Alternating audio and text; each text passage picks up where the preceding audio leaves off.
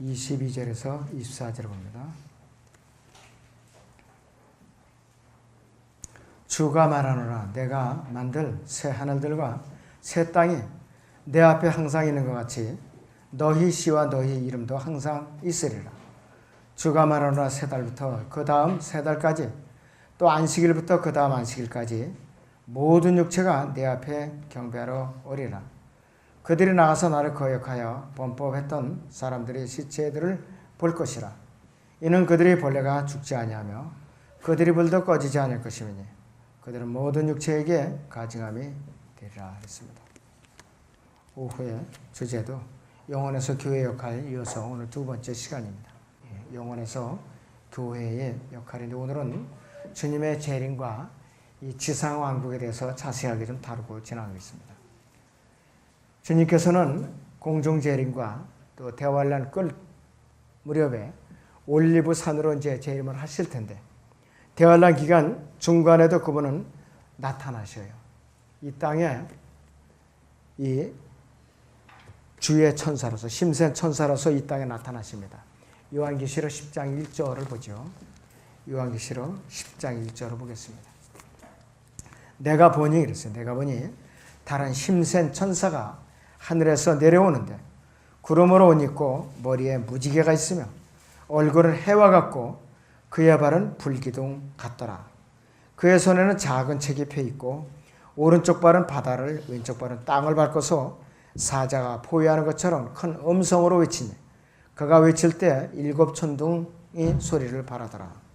그 일곱 천둥이 소리를 발할 때 내가 막 기록하려는데 하늘에서 하는 음성이 내게 들리며 말하기를 일곱 천둥이 말한 것들을 봉인하고 기록하지 말라고 하시더라. 또 내가 본 그 천사가 바다와 땅 위에 서서 하늘을 향하여 그의 손을 들고 하늘과 그 안에 있는 것들과 땅과 그 안에 있는 것들과 바다와 그 안에 있는 것들을 창조하신 영원무궁토록 살아계신 그분을 두고 맹세하기를 더 이상 지체하지 않을 것이라. 일곱째 천사가 소리를 내는 날들에 그가 나팔을 불게 되리니 그때 하나님의 신비가 그분께서 자기의 종들인 선지자들에게 선포하신 것과 같이 이루어질 것이라고 하더라. 이렇게 말씀을 하고 있어요. 대환란 기간 중간에 주님께서 이 땅에 나타나시는데 지중해 팔레스타인에 다리를 하나씩 이렇게 딛고서 이 심센 천사의 모습으로 나타나셔요. 누구에게만 그 모습이 보이느냐? 유대인들에게만 그 모습이 보여요. 이방인들한테는 철저하게 보이지를 않습니다. 이방인들에게는 보이질 않아요. 자, 그래서 이 심센 천사가 바로 주님이십니다. 그래서 이 구름이 예수 그리스도의 재림과 관련이 되어 있는데, 그래서 이 요한계시록 10장에서 나타나시는 예수 그리스도께서는 대환란 중간쯤 어느 시기에 나타나시는데, 대환란 기간에 구원받을 유대인들이 바로 이 시기에 나타나시는 예수 그리스도와 아주 깊은 관계가 있어요. 이 모습을 본 유대인들은 다 구원을 받아요. 그렇지만 이 모습을 보지 못하는 유대인들은 다 구원을 못 받습니다. 아주 무서운 출현 장면이요. 그러니까는 보는 사람들에게는 복이요, 보지 못하는 사람들에게 큰 불행이죠. 그 인자와 같은 그 분의 모습을 꼭 봐야만 구원을 받을 수가 있는 것이에요. 이사야서 66장 6절에서 8절을 봅니다. 이사야서 66장 6절에서 8절을 봅니다.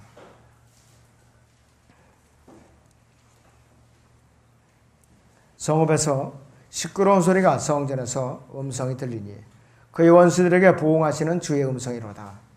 그녀가 진통하기 전에 낳았으며 그녀에게 고통이 있기 전에 그녀가 사내아이를 낳았으니 누가 그러한 일을 들었으리요? 누가 그러한 일들을 보았으리요? 땅이 하루에 생겨날 수 있으며 한 민족이 순식간에 태어나겠느냐? 그러나 시온은 진통하자마자 그 자녀들을 낳았도다 그랬습니다. 자, 그래서 이 예수님께서 대환란 중간쯤에 유대인들에게만 나타납니다.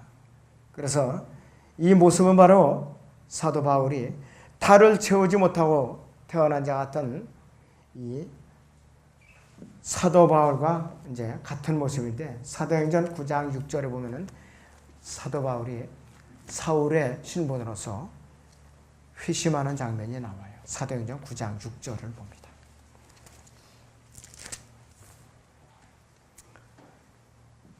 자, 5절부터 4절부터 보겠습니다. 그가 땅에 엎드려 그에게 말하는 음성을 들으니 사울아 사울아 내가 왜 나를 박해하느냐고 하시니라. 그러자 그가 말하기를 주여 당신은 누구시니까 라고 하니 주께서 말씀하시기를 나는 네가 박해하는 예수라. 가시체를 걷어차는 것이 네게 고통이라고 하시더라. 그가 떨며 놀라서 말하기를 주여 내가 어떻게 하기를 원하시나이까 라고 하니 주께서 그에게 말씀하시기를 일어나서 성읍으로 들어가라. 그러면 네가 행해야 할 일을 네게 일러주리라고 하시더라. 이렇게 말씀하고 있는 것이죠. 대환란 때에 지징어의 팔레스타인의 양쪽 발을 딛고 유대인들에게만 나타나시는 그 예수님의 그 장면과 사도행전 9장 4절에 6절에서 셋째 하늘에서 이 사울에게 음성을 들려주면서 말씀하시는 예수 그리스도하고 유사한 장면이 있어요. 자, 그래서 이 사도행전 9장 4절에서 6절에서 보는 사울의 개종은 대환란 기간에 구원받는 유대인들이 예표로 보면 됩니다. 그래서 교회의 영이 아니라 교회의 모습이 아니라 뒤늦게 구원을 이제 받는 유대인으로서 대환란 기간 중 이스라엘에 남는 자들이 예표하는 그 모습입니다. 그래서 그가 이방인들을 위한 사도로 부르심을 받은 것도 대환란 때 살아남아서 이 지상 왕국, 하늘의 왕국 시대에 이방인들을 구원하도록 사명을 받게 될 유대인들이 모형이기도 합니다. 이들은 누구냐? 14만 4천 명의 모형이기도 합니다.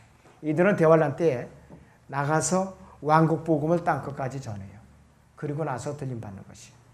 그래서 사도 바울은 부활하셨다가 승천하신 예수 그리스도를 재림하시기 전에 만났고 예수 그리스도께서는 대환란 기간에 나타나시는 그분의 모습을 이제 보여주는 장면이에요.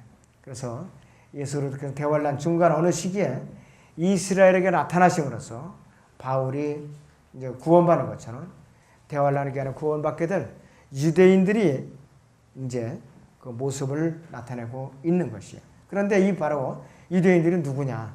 마태복음 24장을 잠깐 보겠습니다. 마태복음 24장 22절을 보죠.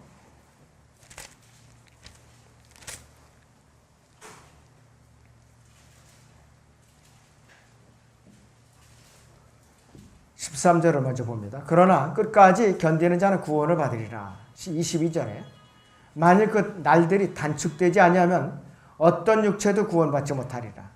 그러나 택함받은 사람들을 위하여 그 날들이 단축될 것이라 그랬어요. 여기서 택함받은 자들은 누구냐? 바로 이 14만 4천 명을 말하는 것이죠. 그들을 위해서 몇 개월 정도 단축이 됩니다. 맨 끝에서. 그래서 완전히 7년을 채워지는 것이 아니고 후 3년 받은 42개월을 채우는 것이 아니고 38개월이 될지 40개월이 될지 우리는 정확하게 모르지만 3, 4개월 정도로 예측을 하고 있어요. 이 욥기가 이제 38장에서 하나님께서 욥에게서 모습을 감추셨다가 38장에서 대화하시는 장면이 나와요. 하나님께서 그 예표를 볼 때에 그 욥기의 예표를 볼 때에 38개월쯤 지나서 이 예수님의 모습이 나타나지 않는가 이렇게 생각을 하고 있습니다. 자, 그래서 이 적그리스도도 대환란 기간 중에 예루살렘에 나타나는데 어떻게 나타나느냐? 예루살렘으로 공격하면서 나타나요. 예수님은 대환란 기간 중간에 두 번 이 유대인들에게 나타납니다. 적그리스도도 두 번 나타나는데 그는 점쟁이에요.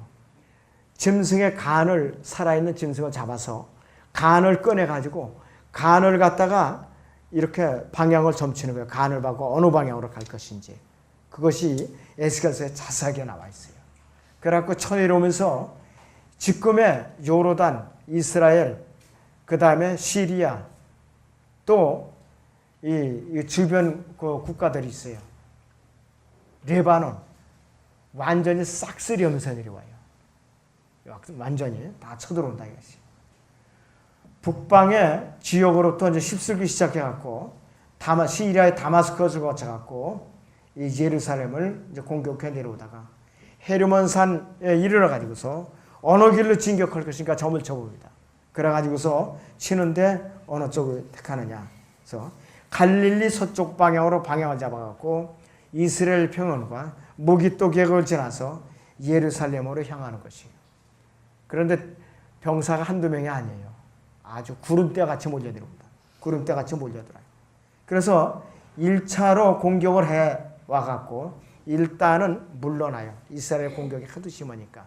지금 이스라엘은 핵무기가 몇 기가 있는지 전 세계적으로 아무도 몰라요. 철저하게 베일을 쌓였어요. 땅은 좁지만은 핵무기가 그렇게 많이 보유하고 있어요. 이스라엘이. 그래서 물러갔다가 다시 공격을 해서 이제 옵니다. 다니엘 11장 13절을 보죠. 다니엘 11장 13절을 봅니다. 11장 13절을 봅니다.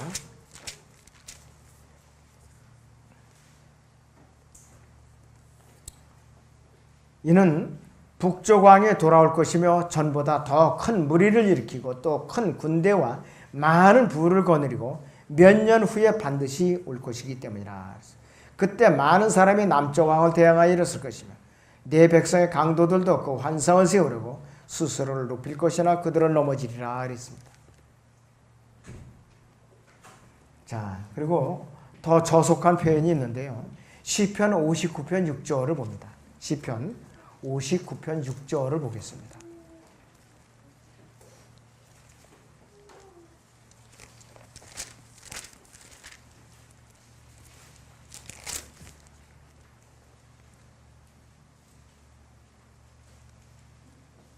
오절부터 보죠. 그러므로 만군의 주 하나님이여 이스라엘의 하나님이여 깨셔서 모든 이방을 감찰하소서. 어떤 사악한 범법자에게도 자비를 베푸지 마소셀라. 그들이 저녁 때 돌아와서 개처럼 짖으며 성읍을 돌아다니나이다 그랬습니다. 보소서 그들이 입으로 토해내며 입술에는 칼을 물고 말하기를 누가 들으려 하나이다. 이렇게. 그러나 오 주여 주께서 그들을 비웃으시리니 주께서는 모든 이방을 조롱하시리다. 이렇게 말씀을 하고 있습니다. 이 구약에서요. 사네립과 아시리아의 사네립 왕과 바벨론의 느부갓네살 왕은 적그리스도를 예표하는 모형들 중에 가장 아주 대표적인 모형이에요. 마치 사울이 다윗을 죽이려고 두 번 접근해 온 것이 예표인데 이 사네립 왕과 이 느부갓네살 왕도 예루살렘을 두 번씩 공격해 와요. 적그리스도가 대환란 기간에 팔레스타인에 두 번 공격해 오는 것을 예표로서 보여주고 있는 것이에요. AD 70년에 로마 제국의 타이터스 장군이 로마 군대를 이끌고 예루살렘을 두 번 공격을 해왔었어요. 두 번 공격해왔어요. 적그리스도의 첫 번째 공격과 두 번째 공격 사이의 시간 간격이 몇 년 정도 돼요. 몇 년. 3년 정도 돼요. 그 기간에 유대인들이 어디로 가느냐? 페트라로 도망가 있어야 돼요. 그 기간에 피하는 거예요. 이 마태복음 24장 보세요. 15절에서 16절을 봅니다. 마태복음 24장 15절에서 16절을 보죠.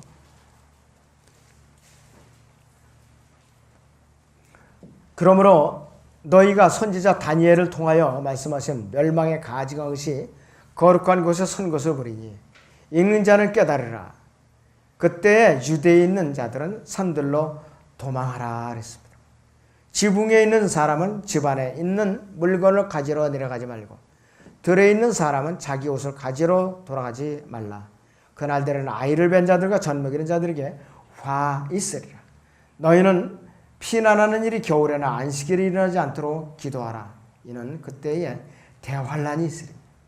이와 같은 것은 세상에 시작된 일이로 이후로 지금까지 없었으면 또 결코 없을 것이기 때문이라 그랬습니다. 유대인들은 안식일을 지켜야 되겠다는 피신을 안 하기 때문에 그날이 안식일과 겹치지 않도록 기도하라는 거예요. 그런데 여기 이때가 언제냐면은 요한계시록 13장을 보세요. 뭐라고 얘기하고 있는가? 요한계시록 13장에 이 거짓 선지자가 우상을 세워요. 요한계시록 13장 11절부터 보죠. 15절까지 봅니다. 또 내가 보니 다른 짐승이 땅에서 올라오는데 어린 양처럼 두 뿔을 가졌으며 용과 같이 많았더라. 그가 자기 앞에 있던 첫째 짐승의 모든 권세를 행사하고 또 땅과 거기에 있는 자들로 하여금 치명적인 상처로 치유받은 그 첫째 짐승에게 경배하게 하게 하더라. 또 큰 이적들을 행하는데 심지어는 사람들 앞에서 불을 하늘에서 땅 위로 내려오게 하더라. 그가 짐승 앞에서 행할 권세를 받아 그 같은 이적들을 통하여 땅에 거하는 자들을 미혹하며 또 땅에 거하는 자들에게 말하기를 칼로 상처를 입었다가 살아난 그 짐승을 위하여 형상을 만들어야 한다고 하더라. 또 그가 짐승의 형상에게 생명을 주는 권세를 받아 그 짐승의 형상으로 말도 하게 하고 그 짐승의 형상에게 경배하지 않은 자는 다 죽이도록 하니라 이랬습니다. 이때가 이 마태복음 24장 15절에서 16절 사이에 그 간격이에요. 몇 년간의 간격이에요. 그리고 나서는 이 환란 성전에 우상을 세워놓고 나서는 적그리스도가 다시 공격을 해오는 거예요. 그때에 유대인 남은 자들이 페트라로 피신해갖고 숨어 있는 거예요. 그 사이에. 그렇지 않으면 다 죽게 돼 있다 이것이. 아시라의 사나리 왕이 예루살렘에 두 번을 공격해 오는 것이 이 열왕기하 18장 13절에서 57절까지 자세하게 묘사되고 있어요. 이것도 적그리스도의 두 번에 걸친 예루살렘의 공격을 보여주는 예표입니다. 예수님께서는 적그리스도가 첫 번째 공격을 해오는 그 다음에 일단 물러날 때 유대인들이 산으로 피신하라고 그렇게 경고를 하는 것이에요. 경고를 하시는 거예요. 이것이 마태복음 24장 16절에서 18절의 경고입니다. 적그리스도가 두 번째 다시 올 때는 열 왕국과 연합해서 쳐내려올 것인데 요한계시록 17장 그 12절인데 그 이후로 연합체 중에 거기서 동조하는 그 나라들이 쳐내려올 것이죠. 이제 그 군대들을 동원하고 있죠. 다니엘 2장에 언급되는 열 왕들이고 이 왕들로서의 권세를 정식으로 받은 왕보다는 왕 같은 권세를 받은 이제 국가 이제 연합체를 말하는 것이죠. 그리고 적그리스도가 이들 연합 군대를 몰고 두 번째 내려오는 공격 통로가 북쪽에서 바로 시리아, 지금 시리아죠. 소돈 쪽이고 지중해 연안의 시돈으로 내려와 가지고서 쭉 따라 내려와 가지고서 투로를 거쳐서 칼멜산을 넘어서 이스라엘의 샤론 평야, 에크론, 아스클론, 가자지구, 지금의 그 피에로들이 있는 데 있죠. 그 가자지구 거기까지 이제 쳐 내려오는 것이에요. 예레미야서 47장을 봅니다. 예레미야서 47장을 보시오. 4절에서 7절을 봅니다.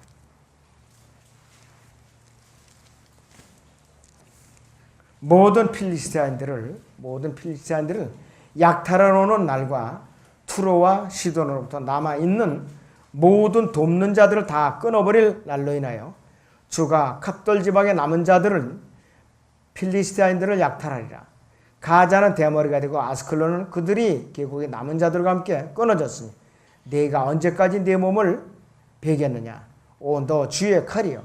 네가 잠잠하기까지 얼마나 있어야겠느냐. 네 칼집에 들어가서 쉬고 가만히 있을지니라. 이렇게 말씀을 하고 있죠. 7절 봅니다. 주가 아스클론과 그 해변을 치라고 명하셨으니 어찌 잠잠하겠느냐. 그곳에서 그가 그 일을 지정하셨느냐. 이렇게 말씀을 하고 있습니다. 그래서 적그리스도는 두 번째 공격에서 이스라엘의 지중해 연안만 휩쓸고 내려오는 것이 아니라 지금 피에로가 있는 가자에서 동쪽으로 방향을 돌려가지고 부엘세바를 넘어서 사해 남단을 돌아갔고 지금은 요르단인 에돔을 휩쓴 다음에 또 남쪽으로 계속 올라와 가지고서 모압을 또 공격을 합니다. 그러고 나와서 이 느보와 헤스본 이스라엘 땅이죠. 여기를 갖다가 이제 공격을 하게 돼 있다 이거지. 자, 그리고 아모스 1장에서도 자세하게 언급되고 있습니다. 그러니까는 지중해 연안의 이스라엘 현재 이스라엘의 영토는 시리아 땅이고 레바논 땅이든 그다음에 요르단 땅이든 또 이제 관계없이 그 짝에 있는 모든 땅을 전부 다 그들이 공격을 하고 휩쓸고 내려오는 것이. 그래서 시리아의 수도인 다마스커스에서 이 투로로 이동하면서 칼멜산, 에크론, 아스돈, 아스클론, 가자, 지중해 연안 이를 전부 다 휩쓸고 내려오면서 보스라라는 곳으로 쳐내려오게 된다. 그래서 이 적그리스도가 이 완전히 이스라엘 주변 국가, 현재 이스라엘이고 지금은 완전히 원수지간이죠. 뭐 지금 요르단이나 이 레바논이나 시리아나 이 나라들이 이스라엘하고는 지금 왼수지간이에요. 그런데도 불구하고 이 적그리스도가 그 나라들을 같이 공격을 하는 거죠. 이 성경의 예언을 성취시키기 위해서 그렇게 내려온다 이거지.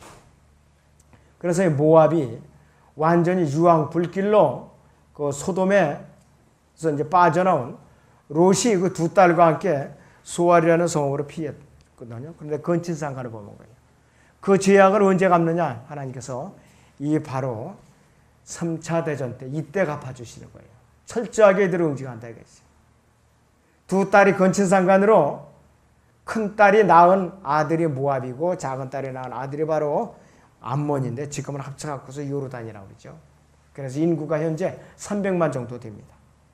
그래서 근친상간의 범죄 행위에 대한 하나님의 심판이 대환란 기간 중에 누구를 도구로 쓰느냐? 적그리스도를 도구로 쓰는 거예요. 심판의 도구로. 그래가지고 소멸되는 것으로 이제 나타나는 거라 이것이. 예레미야 보죠. 예레미야서 49장을 봅니다. 1절에서 2절을 봅니다. 암몬인에 관하여 주가 이같이 말하노라. 이스라엘에게 아들이 없느냐? 이스라엘에게 상속자가 없느냐? 그런데 어찌하여 그들이 왕이 갓을 이어받으며 그의 백성이 갓의 성읍들에서 거하느냐? 그러므로 보라, 주가 말하노라. 그날들이 오리니 내가 암몬인들이 라빠에서 전쟁의 경고 소리가 들리게 하리라. 또 그것은 황폐한 무더기가 될 것이며 그녀의 딸들은 불에 탈 것이요 그때 이스라엘은 그의 상속자들이 되었던 자들에게 상속자가 되리라. 주가 말하노라. 이렇게 멸망에 대해서 경고하고 있습니다. 이 에돔, 이것도 같은 지금의 요르단입니다. 이 에돔 땅에 대해서는 7절에서 22절까지 멸망을 계속해서 경고하고 있는 것이다.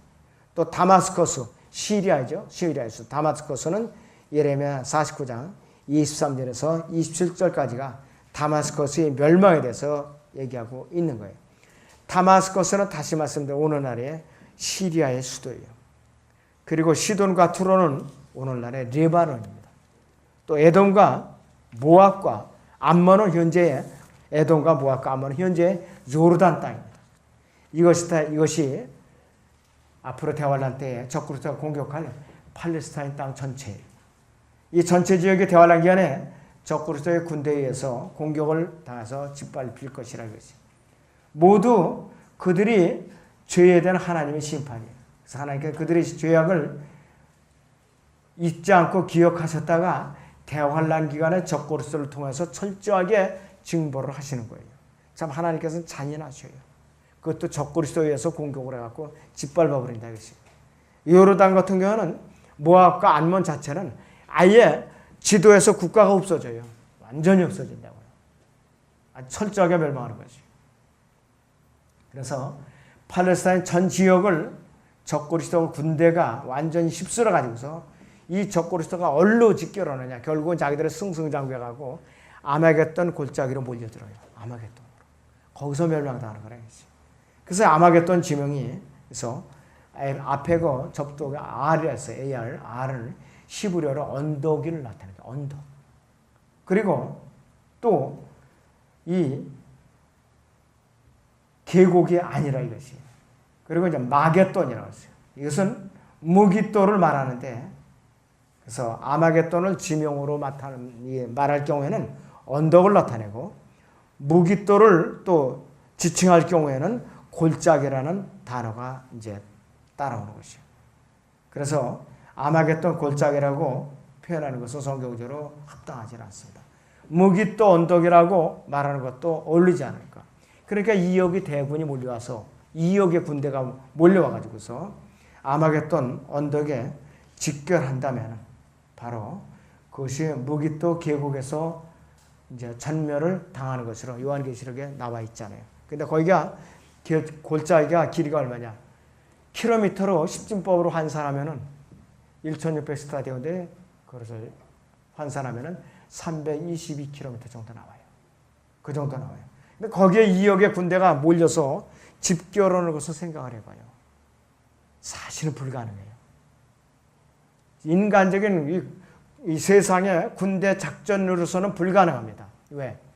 군대 작전으로 하려면은 여러 가지 보급 부대까지 다 따라야 되거든요. 엄청나게 긴 군대 대열이 필요한데 2억 군대가 그 좁은 골짜기에 일시적으로 몰려드는 것은 하나님의 섭리예요. 하나님의 섭리예요. 그런 전쟁은 인류 역사의려 앞으로 이제 처음이자 마지막이에요. 그때가. 그거는 도저히 있을 수가 없는 전쟁이에요. 하나님만이 가능한 전쟁이에요. 하나님만이. 그리고 인간이 수행하는 전쟁도 아니에요. 하나님께서 일으키고 멸망시키는 그 전쟁이라 이것이. 그리고 싸우는 것도 공격 무기도 주님께서 물론 셋째 하늘에서 흰말을 타고 이제 내려오시지만은 총칼로 싸우는 것이 아니라 그분의 성령의 이끌음으로 확 불어내가지고 순식간에 태워 죽이는 그런 작전이라 이것이에요. 그런 전쟁이에요. 여러분이 이런 전쟁이 보았느냐고요. 1차 세계대전 역사를 봐도 그런 전쟁은 없었어요. 저는 6.25 때 우리나라에서 일사후퇴를 할 때 이 인민군, 중공군들을 평택, 평야에서 저 후퇴해가지고 평야를 끌어내갖고 위에서 비행기에서 그 DF라고 그러는데 그 디젤이라고 그래요. 그걸 뿌려가지고서 태워 죽였다고 그래요. 그걸로. 그렇게 이제 그 소각해서 죽인 사건이 있어도 이런 그 전쟁은 없어요. 그리고 신약에 웬만한 팔레스타인 지도에는 이 지도가 다 나와 있어요. 이 아마겟돈이라는 것이. 다 나와 있다 이것이. 그리고 지명이 성경에 여러 곳에 나와 있어요. 역대하 35장이나 요엘 3장이나 스가랴서 12장이나 요한계시록 14장 18절에서 20절이나 16장 또 19장 다 나와 있어요. 여기서 우리가 스가랴서 12장을 잠깐 보겠습니다. 구약의 스가랴서 12장 봅니다.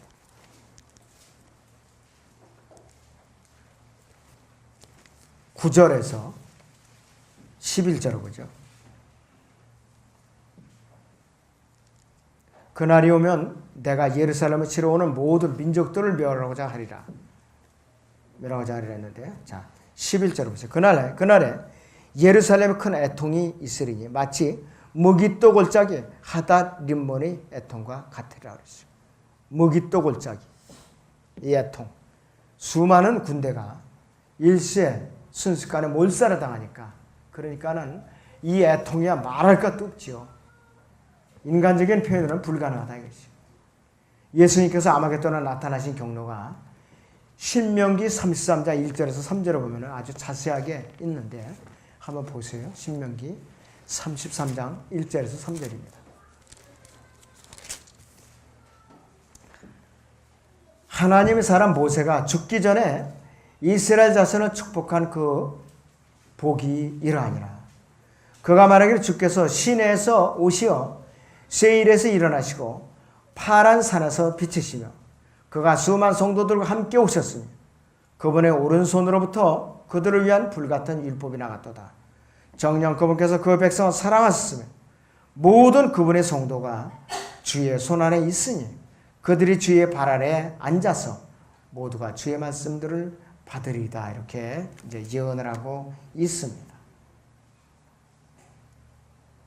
여기서 그 2절을 보세요. 주께서 시내에서 오시어 세일에서 일어나시고 파란 산에서 비치시며 이렇게 언급하고 있어요. 이 시내는 현재 지도로 홍해에 수에즈만과 아카바만을 끼고 있는 반도예요. 이 시나이 반도. 시나이 반도라고 그러죠. 그걸 갖다가. 시나이 반도라고 그래요. 광활한 지대예요. 이 세일은 어디냐면 사해 남쪽 산악 지대로서 처음에는 호리인들이라는 고인들이 살고 있었지만 에서의 자손들이 그리로 들어가서 정착을 했고 에돔인들도 그곳에서 살았습니다.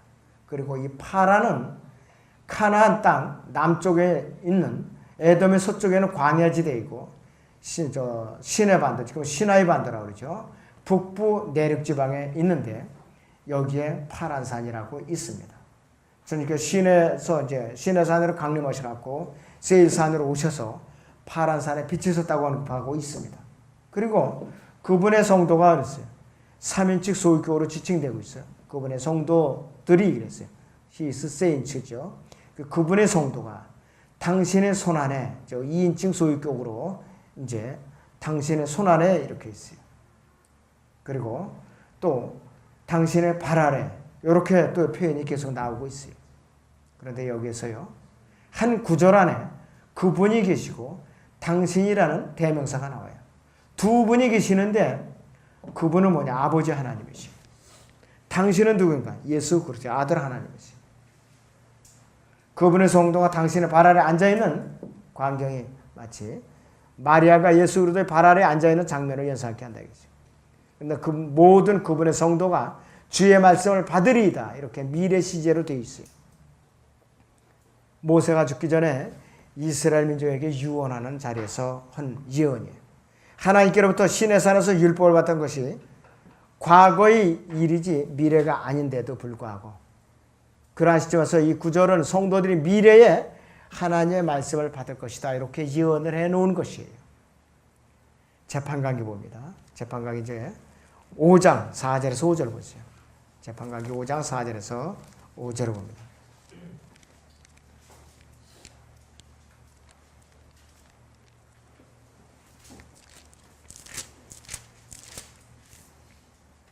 주여 주께서 세일에서 나가시고 주께서 에돔에 들어서 행진하실 때 땅이 진동하고 하늘들이 내려앉았나니 구름들도 물을 내렸나이다.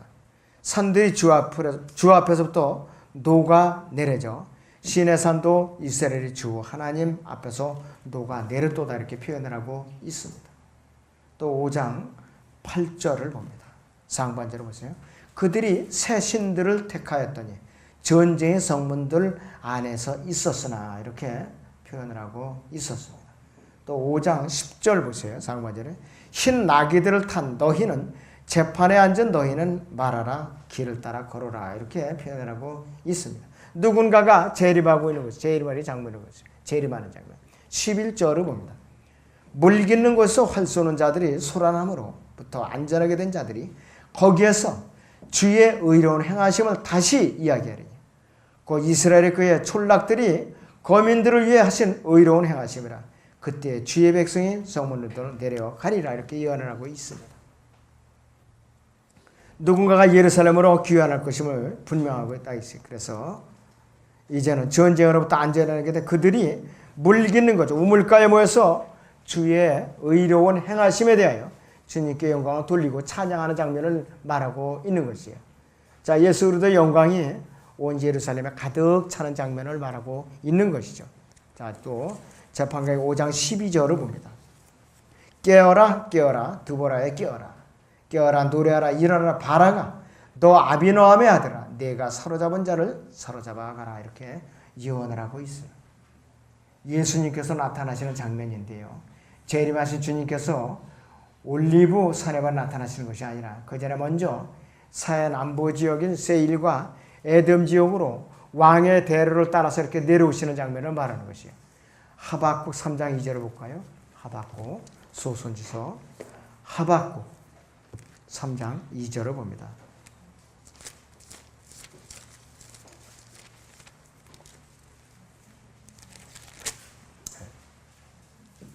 하박국 3장 2절을 봅니다. 오 주여 내가 주의 말씀하신 것을 듣고 무서웠나이다. 오 주여 수년 내에 주의 일을 소성케 하소서. 수년 내에 알려지게 하소서. 진노 가운데서도 자비를 기억하소서. 이렇게 예언하고 있어요. 주의 말씀이신 것, 말씀하신 것. 왜 그렇게 무서워하는가 했어요. 분명히 주님의 진노와 관련이 돼. 마태복음 24장과 관련이 되는데 주님께서 사실 이 말씀을 듣고 무서움을 이제 사람들이 느끼겠죠. 그래서 하박국 선지자는 진노 가운데서도 자비를 기억하소서 이렇게 간구하고 있어요. 재림과 관련된 구절입니다. 그 3장 3절 4절을 보시기에서 하나님은 태만으로부터 오시며 거룩하신 분은 파란 산으로부터 오셨도다. 셀라 그의 영광이 하늘들을 덮으며 그를 찬양하며 땅에 가득 찼도다. 그의 광채는 빛과 같고 그는 그의 손에서 나오는 뿔들을 가졌는데 거기에 그의 권능이 감추어져 있도다. 이렇게 예언을 하고 있습니다. 테만으로부터 오시고 파란 산으로부터 오셨다고 말씀을 하고 있어요. 테만은 에서의 아들 엘리파스의 아들이고 그는 에서의 손자이죠. 그래서 에서의 후손들은 테만인이라고 불러요. 욥의 친구 중 세 사람의 친구 중에 한 사람은 엘리파스는 테만인이었어요. 욥기 4장에 보면. 그래서 에서의 후손들 테만인들은 에돔 땅에 거주하였어요. 그래서 파란 평야나 파란 산은 에돔 땅에 있습니다. 그리고 여러분들이 성경에서 보면 특히 시편에 보면 셀라라는 용어가 자주 나와요. 이 셀라라는 것은 어디냐면 지명으로 말하면 사해 남쪽에 자리 잡은 에돔의 수도인 페트라를 갖다가 셀라라고 그래요. 에돔의 수도 페트라가 셀라라고 그럽니다. 그리고 영적으로는 바로 교리적으로는 재림을 말하는 용어입니다. 재림을 말하는 용어. 하나님께서 에돔 땅으로부터 오시요. 그 재판관기 5장의 말씀이나 신명기 33장의 말씀과 정확하게 맞아 떨어지게 되어 있는 것이에요. 아까 우리가 방금 읽은 이 하박국 3장 3절에서 4절 이것이 대환란에 해당되는 장면입니다. 그리고 또 하박국 3장 5절이나 10절에서 11절도 대환란에 해당되는 장면이죠. 10절에서 11절을 보시죠. 산들이 주를 보고 떨었으며 물이 넘치며 지나갔으며 기품이 그의 음성을 대며 그의 손 높이 드러나이다. 해와 달이 아직도 그들이 초소에 멈춰섰으니 그들이 주의 화살들을 빛과 주의 번쩍이는 창의 광채로 갔나이다. 이렇게 표현을 하고 있습니다. 그리고 이 하박국 3장 11절에 해와 달이 멈춰선 모습은 여호수아 10장 13절에서 어떻게 하나 여호수아가 싸울 때에 해가 하루 종일 멈췄는데 몇 시간을 멈췄느냐? 23시간 50분을 멈췄어요. 23시간 50분. 자, 봐요. 여호수아 10장 13절을 봅니다. 여호수아서 10장 13절을 보죠.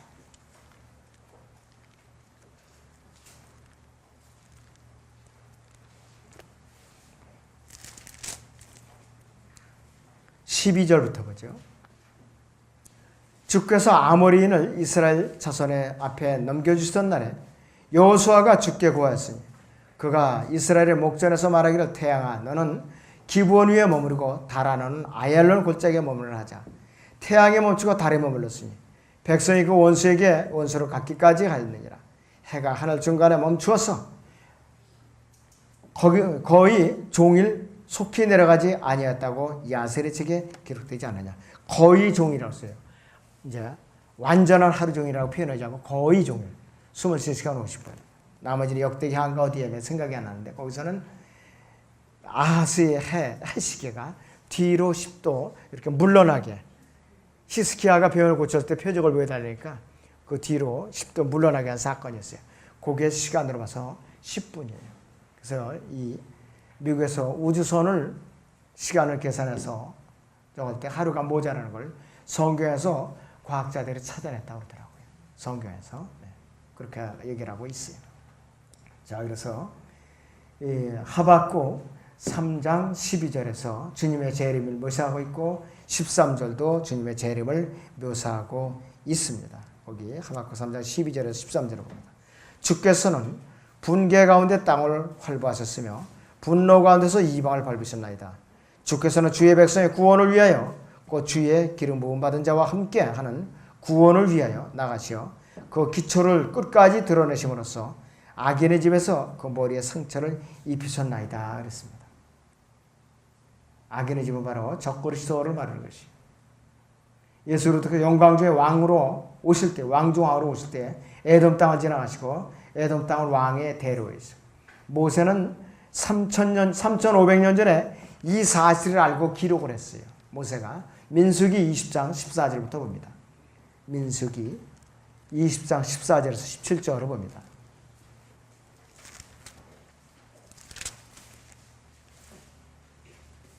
민수기 20장 14절부터 17절까지 봅니다.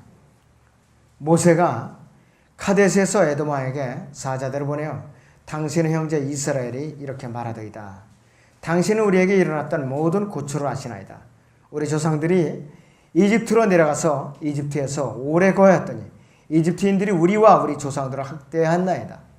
이에 우리가 주께 부르짖었더니 그가 우리의 목소리를 들으시고 한 천사를 보내시어 우리를 이집트에서 데리고 나오셨나이다. 보소서 우리가 당신의 경계 맨 끝에 있는 성읍 카데스에 있나이다. 내가 당신에게 청하오니 우리로 당신의 땅을 통과하게 하소서. 우리가 들을 질러 가거나 포도원을 질러 가지 않을 것이며 샘의 물도 마시지 아니하고 우리가 왕의 대로를 따라갈 것이며 킹스 하이웨이입니다. 우리가 왕의 대로를 따라갈 것이며 당신의 경계를 통과할 때까지 오른편이나 왼편으로 돌이키지 아니하리라 하였더니 그랬습니다. 그런데 끝까지 방해를 했죠. 아까 그 모압과 암몬, 에돔이 왜 처벌을 저기 대환란 때 이렇게 멸망을 당하냐면은 이스라엘 민족을 괴롭혔거든요. 에돔 같은 경우는 군대를 동원해 갖고서 공격을 했어요. 이스라엘. 그렇기 때문에 그것을 주님께서 꼭 기억하셨다가 대환란 때에 갚아주시는 것이. 에돔 왕이 모세의 요청을 완강하게 거절했고 왕의 대로 따라가지 못하게 했고 카데스로부터 발길을 돌려갖고 여러 해 동안 광야를 이리저리 방황해 갖고 호르산을 거쳐 갖고 모압 땅에 있는 피스가산에 이른다 이것이요. 또 민수기 이것이 20장에서 25장에 발라함의 교리가 발생하죠. 여기서 모압 왕 발락이 이 발라함에게 저주하라고 초청을 했더니 이스라엘을 축복하고 있는 거예요. 그러니까 이 발라함은 직접 저주했다는 자기가 죽겠거든요. 돈도 자기가 놓치기 싫고 또 하나님한테 징벌도 받기 싫으니까 절충안이 뭐냐? 간접적으로 잔치를 벌여놓고 거기에 청년들을 초청을 하라. 그러면 거기에 얼씨구나고 빠져들 거라 이것이요. 먹고 마시고 뛰놀더라. 그래서 그걸 가늠하고 말았죠. 하나님께서 이거를 기억하시고 발라함의 교리라고 신약에까지 남겨두신 거예요. 여러 가지로 다 하나님께 기억하고 있어요. 그래서 이 왕의 대로는요. 왕의 대로는 그 3,500년 전에 모세가 그들에게는 왕이 없었어요. 근데도 왕의 대로라고 이름을 붙여갖고 기록을 할 정도로 그렇게 하나님께서 특별히 역사하신 거예요. 이스라엘은 이 아모리인들을 갖다가 결국은 물리쳤죠. 물리쳤다 이거죠. 그리고 또 여기서 모압 땅을 유린하면서 왕의 대를 따라서 디본을 해서 헤스본까지 이르고 요단을 거쳐갖고 여리코까지 해갖고 결국 카나안까지 들어오고 말았다 이것이. 그렇기 때문에 주님께서는 시내산에 이제 강림을 하셔가지고 에시온게ber을 거쳐서 보스라와 셀라 페트라 거쳐서 시내 이제 오셔가지고서 암몬과 경계에는 헤스본을 거쳐서 주님께서 침략받으셨던 요르단강 여기를 갖다가 건너시고 여리코를 또 이제 건너갖고 예루살렘으로 오시는 거예요. 이 경계가 바로 주님께서 오시는 왕의 대로입니다. 왕의 대로. 그래서 시내산에서 출발한 언약궤가 광야를 거쳐갖고 요르단을 거쳐가서 예루살렘을 당도한 바로 그 경로하고 똑같은 거예요. 그래서 이 언약궤와 함께 여호수아가 지나갔던 그 길이 바로 이 왕의 대로이라는 것이죠. 그래서 여호수아는 예수 그리스도의 모형이라고 했어요. 이 언약궤 이스라엘 백성이 시내에 머물고 있을 때 출애굽기 37장에서 언약궤가 처음으로 만들어졌어요. 그래가지고 여호수아 3장에서 요르단강을 건너서 예루살렘을 이제 들어가는 장면이 나오고 있어요. 재림하시는 예수님께서는 이 바로 적그리스도가 두 번째로 예루살렘을 접근할 때 밟았던 그 경로가 바로 왕의 대로하고 정확하게 일치하는 거라 이겠어요. 자, 그래서 앞으로 왕의 대로는 주님께서 재림하실 때 그 통로로 오시고 적그리스도도 예루살렘 공격하러 올 때 두 번째 공격할 때 그 통로를 따라서 또 공격해서 와요. 예수님을 철저하게 흉내내는 그 모형이라 이것이죠. 그래서 적그리스도가 예수님께 오실 왕의 대로를 따라서 그분보다 먼저 예루살렘을 한 발 앞서서 먼저 공격을 한다 이것이. 자, 그래서 주님께서는 경고를 하시는데 어떠한 경고를 하시느냐? 마태복음 24장 보세요. 23절을 봅니다. 마태복음 24장 23절을 보시죠.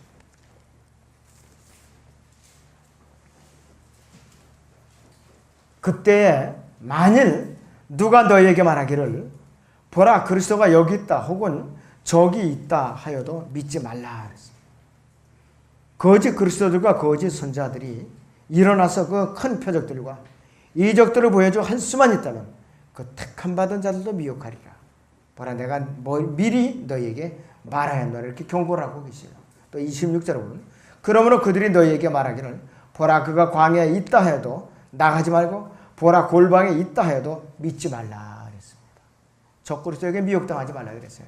14만 4천 명조차도 미혹당하지 않도록 조심하라 이것이. 조심하라 이것이. 자, 이사야서 66장 15절에서 불과 휘오리 바람이 나오는데요. 예수님의 재림의 장면을 말하는데 노아와 에녹이 나오죠. 구약에서. 두 사람 모두 대홍수 사건 이전에 살았던 사람들. 하나님과 동행했던 사람들이죠. 에녹은 하나님과 동행하다가 하나님께 데려가셨다라 그랬죠. 창세기 5장 24절에서. 또 노아는 창세기 6장 9절에서 이제 하나님께서 당대에 완전하던 사람이라 그랬어요. 그래서 노아는 방주를 만들어갖고 방주에다 집어넣어갖고 하나님께서 방주를 안에서 걸어 잠그시니라 그랬어요. 밖에서 잠그는 것이 아니라 하나님의 손으로 안에서 걸어 잠그셨다 이것이요.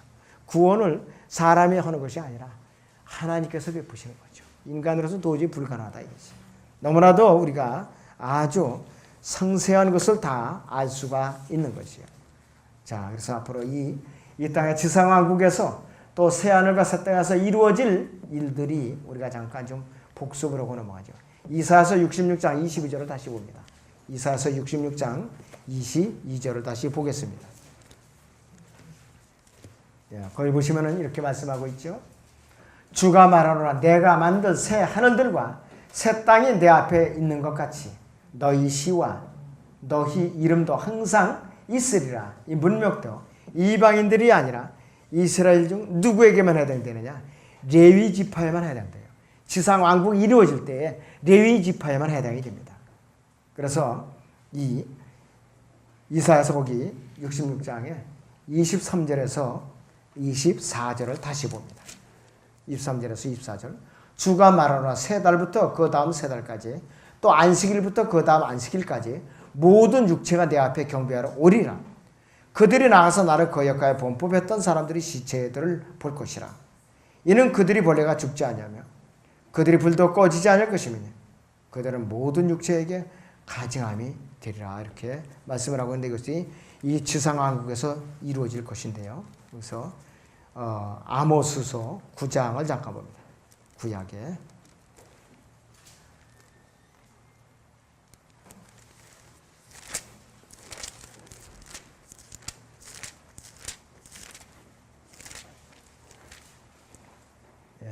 아모스 9장 보세요. 이제 여기에서 보시면은요, 그 9장에 보시면은 10절 보세요. 내 백성 가운데 말하기를 재앙이 우리를 따라잡지도 막지도 못하리라. 하는 모든 죄인들은 칼에 죽으리라 그랬습니다. 그렇기 때문에 이 지상 왕국이 세워졌을 때에 이스라엘을 저주하는 민족들은 완전히 하나님께 벌을 받게 돼 있어요. 벌을 받게 돼 있어요. 자, 여기서 이제 스가랴서를 보세요. 더 지독한 장면이 나오는데요. 14장 16절부터 봅니다. 19절까지. 스가랴 14장 16절에서 19절을 보죠. 예루살렘을 치러 온 모든 민족들 가운데서 남아있는 자도 각기 그 왕 만군의 주께 경배하러 또 장막절을 지키려고 해마다 올라올 것이라. 땅의 모든 족속 중에서 그 왕 만군의 주를 경배하려고 예루살렘에 올라오지 아니하는 자들에게는 비가 내리지 아니하리라. 만일 이집트의 족속이 올라오지 아니하면 비가 없을 것이며 재앙이 있으리니 그 재앙으로 주께서 장막절을 지키려고 올라오지 아니하는 이방을 치시리라. 이것이 이집트의 벌이 될 것이요 장막절을 지키려고 올라오지 아니하는 모든 민족들이 벌이 되리라 그랬습니다. 가뭄 재앙을 주시겠다 그랬어요. 가뭄 재앙을 주시겠다 그랬어요. 그렇기 때문에 이 천년왕국에서 하나님을 대적하고 이스라엘을 대적하는 국가는 살아남을 수가 없어요. 도무지 견뎌낼 수가 없다 이것이. 자, 그래서 이 천년왕국 때에는 이스라엘이 우두머리 국가가 되는 것이. 우두머리 국가가 된다 이것이. 그래서 이 이사야서 66장 23절에 24절은 새 하늘과 새 땅, 또 영원에서 있을 일이 아니라 지상 왕국에서 있을 일, 이 지상의 성전에서 안식일이 지켜지는 그 장면을 말하고 있는 것입니다. 그리고 이 66장 이사야서 66장 24절에 거기에 보면은 바로 이 저기가 나오죠.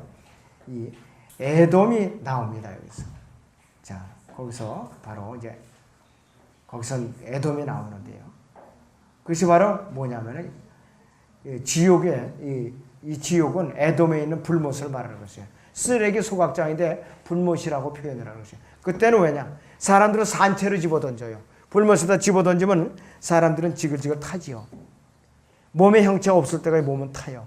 그러면서 혼이 없어지질 않는 것이라는 것이죠. 그렇기 때문에 이 천년왕국 때 지옥불에 떨어지는 사람이 더 고통스러운 거예요, 사실은. 그때는 몸째 던져지니까. 자, 그래서 이스라엘은 출애굽기 19장 5절에서 6절에 보면은 그러므로 이제 만일 너희가 참으로 내 음성에 목정하고 나의 언약을 지키면 너희는 모든 백성보다 나에게 독특한 보물이 되리니 이는 온 땅이 내 것임이라. 너희는 나에게 제사장들이 왕국이 되며 거룩한 민족이 되리라. 이것이 내가 이스라엘이 자손에게 고할 말이니라 하시니라 이렇게 말씀하고 있어요. 독특한 보물, 제사장들이 왕국, 거룩한 민족 이 세 가지 용어가 등장하고 있어요. 그들은 이제 천년왕국이 되면 값비싼 소유가 됩니다. 문자 그대로 보물들보다 더 독특한 보물이 됩니다. 그들은 율법을 받을 면에서 독특했고 관습에서 독특한 민족이고 생활 방식에서 이방인들과 비교가 되지 않아 아주 독특한 민족입니다. 또 그들의 민족 전체는 실체는 뭐냐? 정치적인 민족이면서 동시에 종교적인 민족이에요. 정치적인 국가면서 종교적인 국가라 이것이요. 정치와 종교가 하나 된 제정국가예요. 신정국가라 이것이요. 이것을 누가 지금 흉내내고 있느냐? 로마 카톨릭이 흉내를 내고 있어요. 이것을 갖다가. 이것을 흉내내고 있다 이거죠. 또 제사장들이 왕국으로 이스라엘이 언젠가는 하나님과 이방 민족들 사이에 중보자 역할을 하는 그러한 민족이 된다 이것이에요.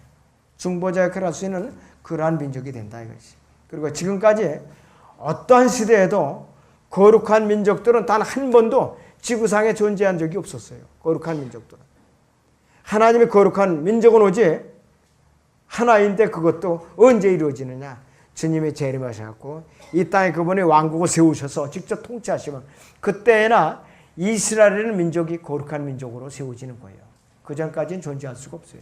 아무리 깨끗해도 이 거룩한 민족은 존재할 수가 없었던 것이에요.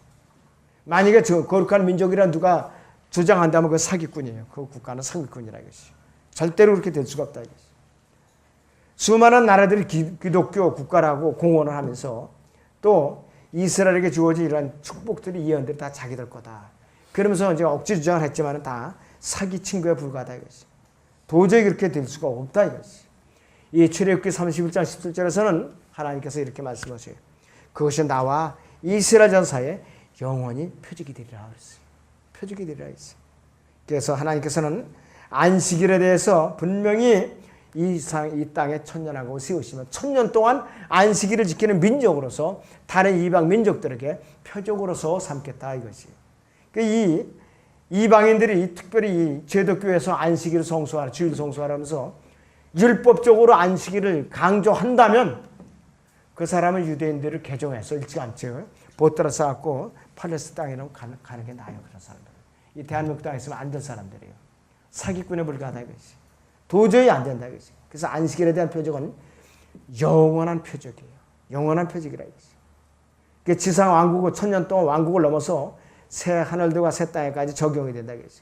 유대인들은 표적을 구하고 또 표적을 구하는 대로 행했던 민족이라 이것이. 자, 그래서 우리는 이 언제든지 주님께서 이스라엘을 중심으로 역사가 진행되고 있다는 것을 잠시도 우리는 망각을 해서는 안 돼요. 이사야 34장만 보고 마칩니다. 이사야 34장 9절에서 10절을 보죠.